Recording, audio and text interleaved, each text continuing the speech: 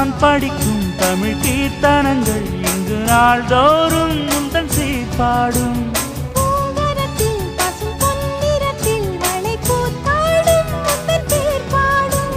மாக்கோலம் மழை நீர் கோலம் அல்ல நான் காணும் இந்த ஊர்கோலம். மலை கோயில் வாசலில் கார்த்திகை தீபம் மின்னதே.